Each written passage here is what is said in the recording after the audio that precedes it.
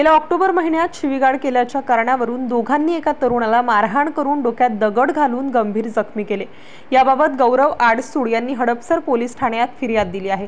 त्यानुसार पोलिसांनी माणिक उर्फ बबल्या सगर आणि रवी चोरले यांच्यावर गुन्हा दाखल केला आहे। हा प्रकार शेवाळवाडी फाट्याजवळील रोडवर शुक्रवारी रात्री 8:15 वाजता घडला। याबाबत पोलिसांनी दिलेल्या माहितीनुसार फिर्यादी आणि आरोपी हे एकमेकांच्या ओळखीचे आहेत। गेल्या ऑक्टोबर महिन्यामध्ये फिर्यादी यांनी त्यांना शिवीगाळ केली होती। या कारणावरून त्यांच्यात वाद झाला होता। शुक्रवारी रात्री फिर्यादी हे पिझ्झा खाऊन घरी जात होते। यावेळी शेवाळवाडी फाट्याजवळ दोघा आरोपींनी फिर्यादी यांना अडवले। गेल्या ऑक्टोबरमध्ये आम्हास का शिवीगाळ केली होती या कारणावरून त्या दोघांनी मिळून शिवीगाळ व दमदाटी करून लाथाबुक्क्यांनी मारहाण केली।